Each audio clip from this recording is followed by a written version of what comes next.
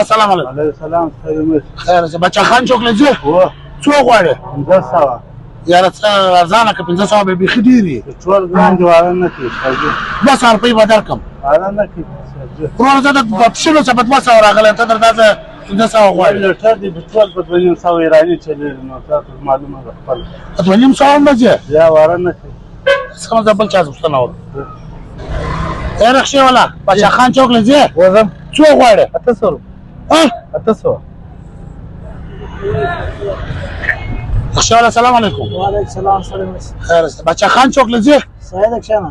څو غواړي 1500 روپۍ یاره مه کوه د خدای په داسې تفشینه څه په 200 روپۍ راغلی ته دا ځای پر 1500 غواړي څو ګران دي ولاکې ورکړه ورکړي 200 روپۍ به درکړم ولاکې ورکړي څو ګران دي ازت به نیم سوه به درکړم ولاکې ورکړي 200 1500 روپۍ 1500 څخه کم نه ځې یا ورنه زه د بل چا پوښتنه وکړم 2 نیم سوه 1500 بیخي ډېرې دي ورنه کړي یاره دا خو بیخي ډېرې پیسې غواړي دا رخشو والا یاره دا به ته چم کومه یار ته راسه دماغ وجګوه تا ته خو خلک عثمان اغا وایي ته راسه یو چم وکړه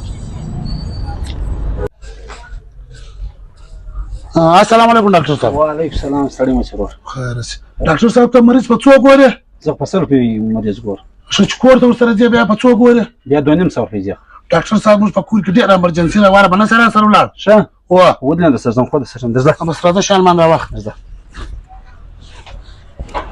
هله ډاکټر صاحب لږ بیداري وکړه درځه سکوټر دې شته و سکوټر شه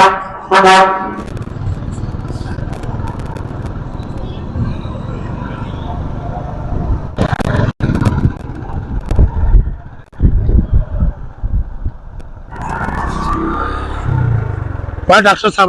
دا زموږ کول دا لیا ودرو شه مریض په دې کور کې دی ډاکټر صاحب خبره وره دا ستاسو باندې څو پیس واخ نو مریض کوم دی ډاکټر صاحب ته دا ونس ډاکټر صاحب موږ په کور کې مریض نشته رخصه والا بیخي ډېرې کرایه غوښتې شپږ 200 روپۍ غوښتله نو ستاسو باندې 100 روپۍ پیسو ماما خالي په تا ځان را ورسوي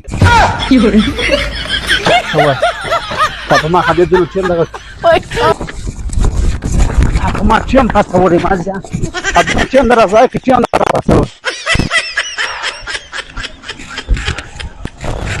دا غال او ډاکټرانو د دوی د پسخان په ځان نه رقم پرسیا څه فایده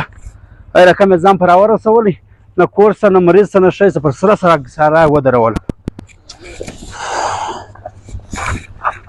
زه د مرګي ډاکټر وکیل را چا سره روان خلک ته پسخان وي تو سره روان